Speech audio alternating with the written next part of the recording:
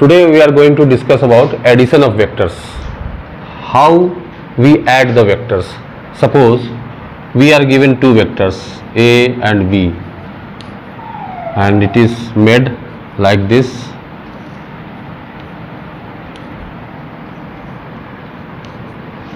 Now we have to add these two vectors. So first we draw a line segment of this length in this direction, in the given direction, and from the head of the vectors we draw another vectors in the given direction, and length we measure this length, and this line segment must have the length equal to this length. And at last, when we join tail of first vector to the head of second vector, we get what we required: A vector plus B vector. This is geometrical method to add two vectors. Similarly, if we want to subtract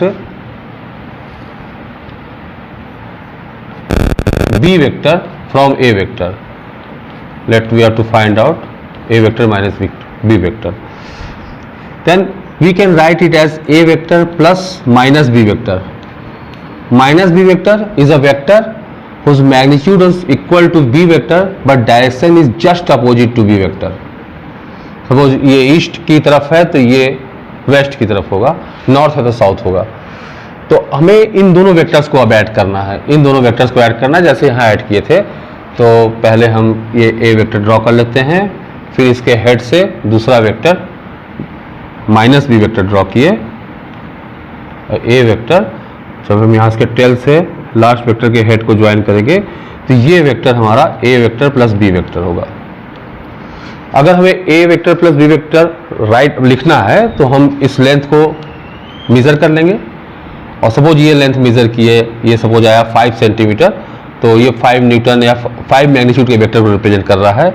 ये 7 हुआ 7 centimetre, तो ये 7 magnitude को represent कर रहा है. तो ये जितना लेंथ होगा उतने ही मैग्नीट्यूड को रिप्रेजेंट करेगा. डायरेक्शन बताने के लिए A वेक्टर से इसका डायरेक्शन बता सकते हैं कि ये इतने एंगल पर है, A वेक्टर पर इतने एंगल पर रिजल्टेंट वेक्टर इंक्लाइंड है. ये सब जियोमेट्रिकल मेथड हैं वेक्टर्स को ऐड करने के लिए. अब कुछ नोन मेथड्स देखते हैं.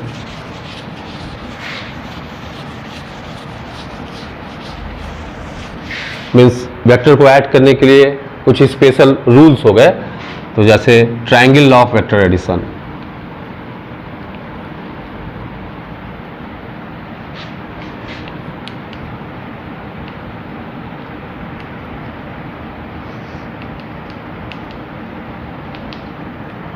Triangle law of vector addition ये बोलता है कि सपोज ये कोई ट्रायंगल है, ट्रायंगल के दो साइड्स, सपोज ये साइड और ये साइड, दो साइड्स एक ही ऑर्डर पे लेने पर, एक ही ऑर्डर सेम ऑर्डर मतलब जैसे ऐसे ले रहे हैं इसको तो यहीं से फिर इसको आगे की तरफ लेना है. तो एक ही ऑर्डर पे लेने पर अगर ट्रायंगल के दो साइड्स दो वेक्टर्स को कंप्लीटली रिप्रेजेंट करते हो.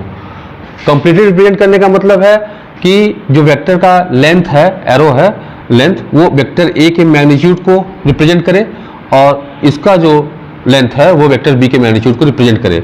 कभी कभी ऐसा होता है कि हमें दे दिया रहता है ट्रायंगल XYZ और दे दिया है एक वेक्टर YZ डायरेक्शन के अलॉन्ग है. तो YZ डायरेक्शन के अलॉन्ग है कहने मतलब उसके मैग्नीट्यूड का YZ के लेंथ से कुछ लेना देना नहीं है, केवल डायरेक्शन बताएगा. दूसरा वेक्टर सपोज ZX के डायरेक्शन में है तो यहाँ वेक्टर के डायरेक्शन को रिप्रेजेंट करने के लिए हम ट्रायंगल का सहारा ले रहे हैं. यहाँ कंप्लीट रिप्रेजेंटेशन नहीं है. लेकिन अगर हम ये कहते हैं कि हम ट्रायंगल के दो साइड्स एक ही ऑर्डर पर लेने पर अगर दो वेक्टर्स को कंप्लीटली रिप्रेजेंट करते हो, मीन्स मैग्नीट्यूड इसका लेंथ इसके मैग्नीट्यूड को रिप्रेजेंट करे और ये डायरेक्शन रिप्रेजेंट करे, तो उस समय जो थर्ड साइड है उसको अगर हम अपोजिट ऑर्डर में ले, जैसे ये ऑर्डर हम ऐसे चले हैं, कह सकते हैं ये एंटी क्लॉकवाइज, तो ये क्लॉकवाइज ऑर्डर में अगर इसको ले अपोजिट ऑर्डर में, तो ये वेक्टर A प्लस B को रिप्रेजेंट करता है, कंप्लीटली रिप्रेजेंट करता है. मीन्स इसका length A plus B vector को मैग्नीट्यूड को रिप्रेजेंट करता है कंप्लीटली और डायरेक्शन तो रिप्रेजेंट करता ही है. और इसको मेजर करके और ये डायरेक्शन बता देंगे तो हम completely A plus B vector को हम रिप्रेजेंट कर सकते हैं. if two vectors are represented completely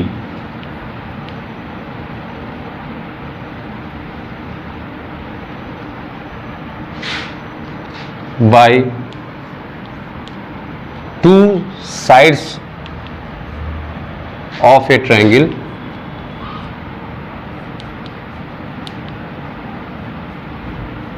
taken in same order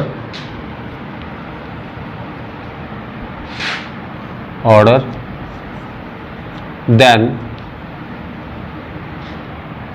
the third side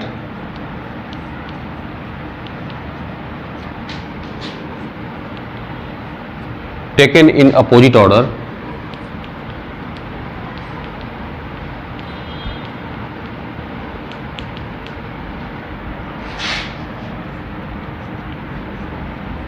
represents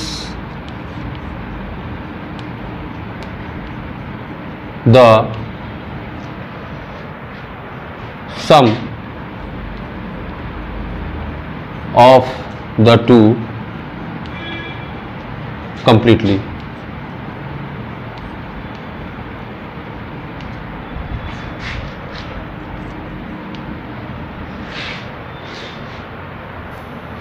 So if two vectors are represented completely by two sides of a triangle taken in same order, then the third side taken in opposite order represents the sum of the two completely.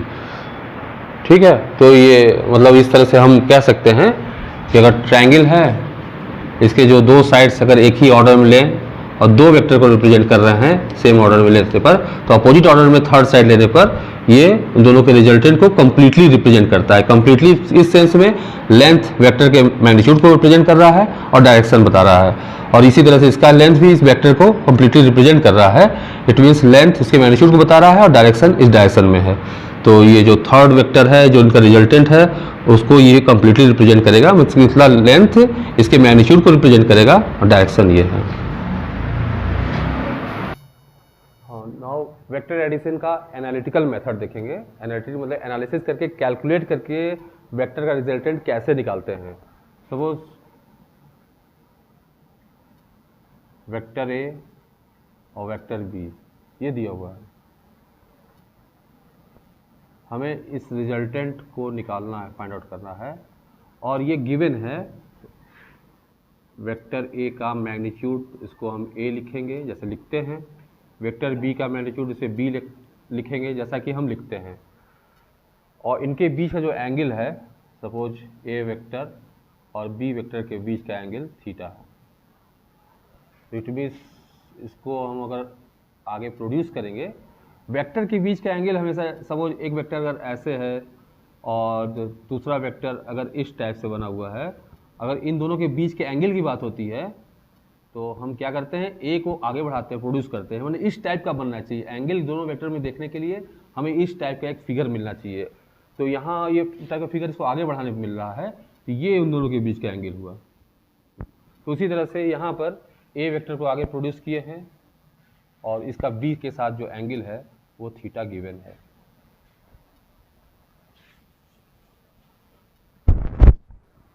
फिर यहाँ से एक perpendicular draw कर देते हैं, तो ये magnitude of B है और इसका वैल्यू निकालना है, इसका लेंथ क्या होगा, सपोज इसको एक्स सपोज करते हैं, इसको Y.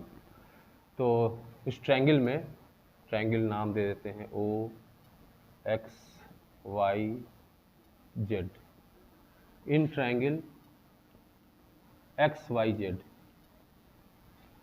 X by x y that is equal to cos theta. Small x equal to x y क्या है, ये बी का मैग्नीट्यूड, लेंथ ऑफ बी, तो x equal to b cos theta हो गया। सिमिलरली वाई के साथ हम लिख सकते हैं Y by x Y equal to sine theta, और इससे y equal to B sine theta हो गया। तो अब हमें फाइंड आउट करना है ये जो वेक्टर है यही vector A vector plus B vector है। अभी ट्रायंगल लॉ से हमने देखा, इसका मैग्नीट्यूड निकालना है, मीन्स ये लेंथ निकालना है इन सब लेंथ के टर्म्स में। तो in triangle O Y Z, in triangle O Y Z PGT use करेंगे, पाइथागोरस थ्योरम या बोधायन थ्योरम्स। एक्चुअल में इसका नाम बोधायन होना चाहिए क्योंकि बोधायन ने पहले इसको डिस्कवर किया था।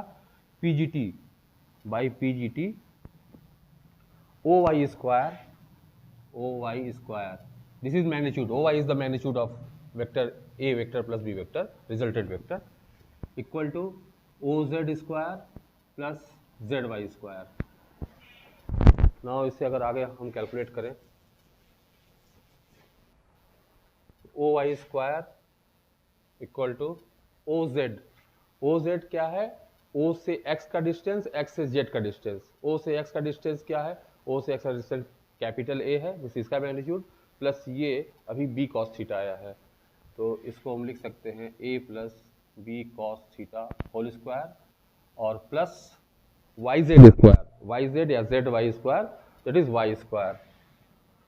सो we get here y square, sorry, that is b sine theta, y का वैल्यू जो निकला है square, a square plus B square cos square theta plus 2ab cos theta और plus B square sine square theta. तो a square, अब इसमें अगर B square common लें तो ब्रैकेट में sine square theta plus cos square theta plus 2ab cos theta. तो ये हुआ a square plus B square plus 2ab cos theta, ये मैग्नीट्यूड हुआ। This is the magnitude of resultant of a and b, that is vector a plus vector b का magnitude.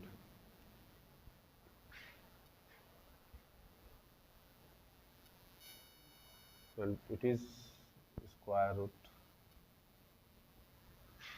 Direction of this vector, suppose this vector a plus b resultant vector makes alpha angle with vector a, then we can write in triangle OYZ tan alpha equal to perpendicular by base, that is b sin theta by a plus b cos theta, alpha equal to tan inverse b sin theta by a plus b cos theta. So by analytical method we have found the resultant of the resultant vector, the magnitude of the resultant vector and direction of the resultant vector. This is magnitude and this is direction.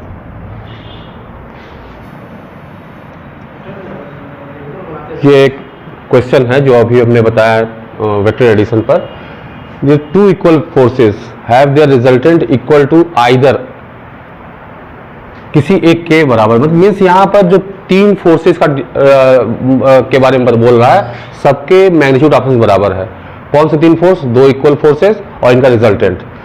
Eight what angle are they inclined, it means अगर हम ए vector ले रहे हैं तो इसका magnitude भी x है, given है, बराबर है, b का भी मैग्नीट्यूड x है, उनके बीच का एंगल थीटा पूछा है और दोनों के रिजल्टेंट का भी मैग्नीट्यूड x है, तीनों ही वेक्टर का रिजल्टेंट बराबर है। तो हम जानते हैं रिजल्टेंट वेक्टर का magnitude r equal to root over A square plus B square plus 2ab cos theta होता है। इसमें वैल्यू रखें, ये x squaring both sides, value रखकर स्क्वायर कर दें, squaring x square equal to X square plus X square plus 2x square cos theta. ना अगर इसको इस ट्रांसपोज करें तो minus X square by 2x square equal to cos theta equal to -1/2, that is equal to cos 120 degree. Means दोनों vector के बीच का एंगल 120 डिग्री है। इसको हम दूसरे मेथड से सिंपली भी कर सकते हैं। ये आंसर हो गया इस क्वेश्चन का। दूसरे तरीके से भी कर सकते हैं, जैसे दिया हुआ है कि दो फोर्सेस है, उनका रिजल्टेंट सबके मैग्नीट्यूड बराबर हैं, इट मीन्स ये सारे मिलकर इक्विलैटरल ट्रायंगल ही बनाएंगे। जैसे सपोज ये ए वेक्टर है, ये बी वेक्टर है और ये a plus b, triangle of vector addition से ए प्लस बी है। तीनों के मैग्नीट्यूड बराबर है, मीन्स तीनों साइड्स इक्वल हैं। इट मीन्स ये इक्विलैटरल ट्रायंगल हुआ, तो इक्विलैटरल ट्रायंगल हुआ तो सारे 60 डिग्री के एंगल हुए। लेकिन पूछा है ए और बी के बीच का एंगल, तो ए को आगे प्रोड्यूस करेंगे, सिंस ये 60 डिग्री है तो ये 120 डिग्री का एंगल बन जाएगा। तो ट्रायंगल ज्योमेट्री से भी इसको आसानी से सॉल्व किया जा सकता है। ये वेक्टर से रिलेटेड जो हमने पढ़ाया है, इसके रिलेटेड कोई भी क्वेरीज है तो आप कमेंट सेक्शन में जाकर क्वेश्चन आस्क कर सकते हैं, पूछ सकते हैं। और आप हमारे वीडियो को लाइक कीजिए और शेयर कीजिए और इसे सब्सक्राइब भी ज़रूर कीजिए।